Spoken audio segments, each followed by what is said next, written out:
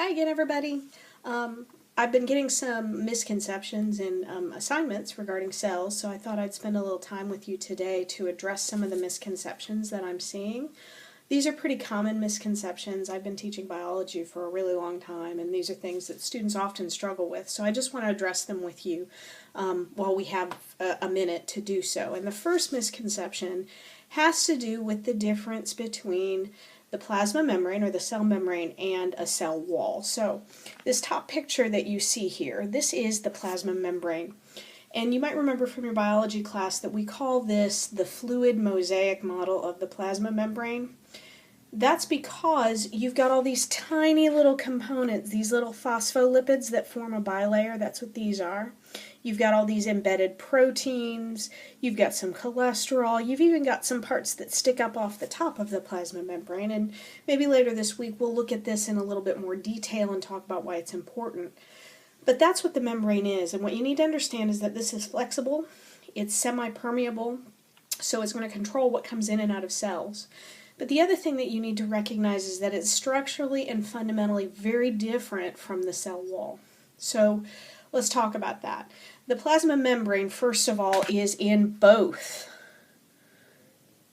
plant and animal cells. Okay, both plant and animal cells have a plasma membrane.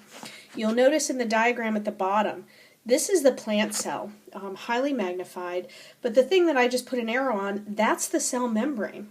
And plant cells have a cell membrane, so it's very common for students to say that the difference is that animal cells have a plasma membrane while plant cells have a cell wall, and that's really not true. Plant cells actually have both a membrane and a wall. Now look at the structure of the cell wall, and you don't need to worry about all these fancy terms. I want you to see, first of all, the cell wall sits on the outside of the cell membrane, and if you get into advanced plant science, you'll look at how plants can have a primary and a secondary cell wall and all sorts of things like that. But for now, notice that the majority of the cell wall is these little dots, and those little dots are cellulose. There is no cellulose in the plasma membrane at all, okay? No cellulose. Cellulose is a structural polysaccharide. It is extremely tough, and it's very, very complex, and animal cells don't have that. So that's the main difference. You have both in a plant cell, both a cell wall and a plasma membrane, as well as the fact that they are structurally, fundamentally very different from one another.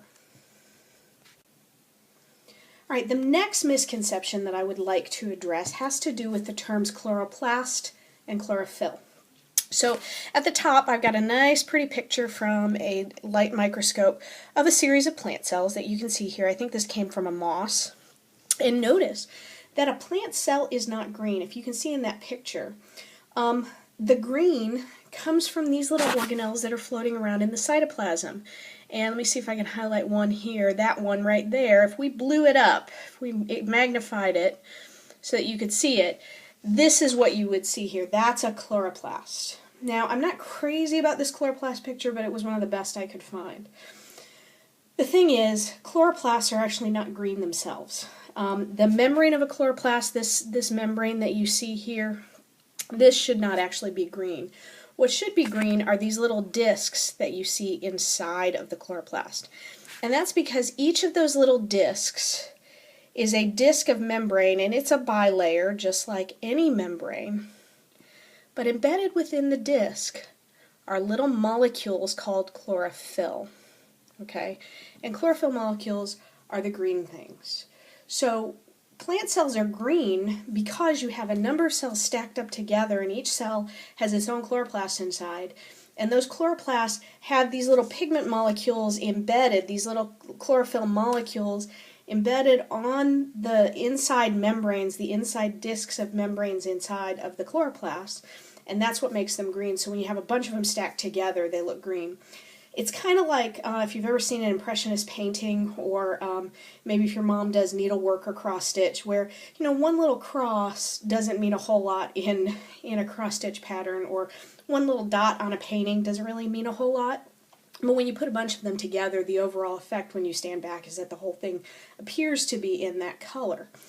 Same thing here. So all these little organelles have the chlorophyll molecule embedded in the inner membrane of the chloroplast. So chloroplast is the organelle, chlorophyll is the pigment. All right, now we're getting into some of the harder things here. The lysosome versus the peroxisome.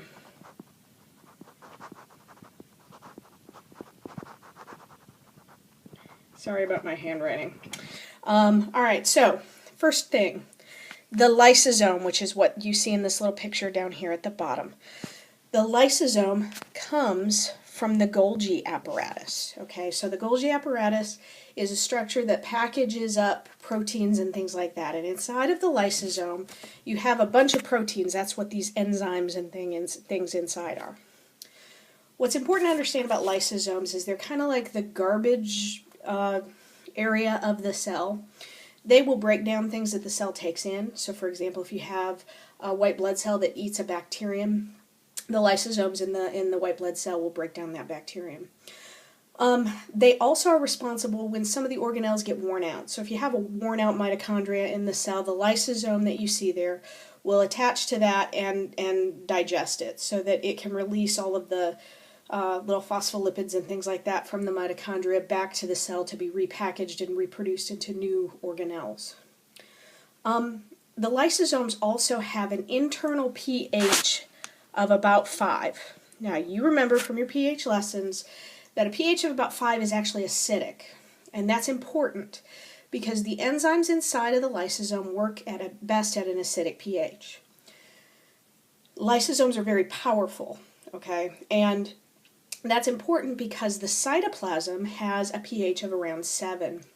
So if any of these enzymes from the lysosome got out into the cytoplasm, the pH in the cytoplasm would pretty much shut them down, would make them inactive because the pH is too high for those enzymes to work. So that's kind of a safeguard that the cell has to keep the lysosomes from digesting the cell itself. So that's really important. The other thing is that lysosomes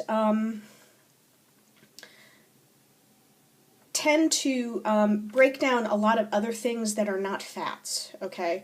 So peroxisomes are really there for the purpose of breaking down fats, okay? But they also break down toxins. Often your body accidentally produces hydrogen peroxide. Now, hydrogen peroxide, I know you're saying I pour that on cuts all the time. It's supposed to clean things, right? Yes, it does, because hydrogen peroxide is a toxin and it's toxic to bacteria. The problem is hydrogen peroxide is also toxic to your cells. And accidentally, as a byproduct of your metabolism, sometimes your body produces peroxide.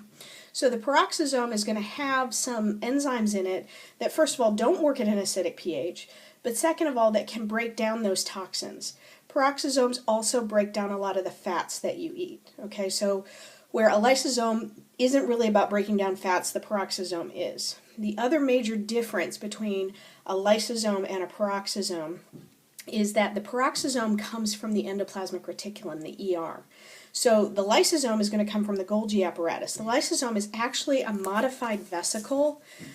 Some of the vesicles that pinch off of the Golgi just contain normal old proteins. A lot of them get sent out to be used outside of the cell. But these are special organelles that stay in the cell and digest things, right? Peroxisomes instead originate from the endoplasmic reticulum, specifically the smooth endoplasmic reticulum. So that's the big differences between those two organelles. All right, moving along. Now we're looking at the nucleolus and ribosomes. This one's a little trickier. So I've found a picture for you of a nucleus right here. Now, this is the nucleus. The whole thing is the nucleus. You'll notice the nucleus is holey. It's got little pores in it for letting RNA leave. It lets hormones and things pass through. Inside of the nucleus, you'll see this densely packaged region right here, and that's the nucleolus.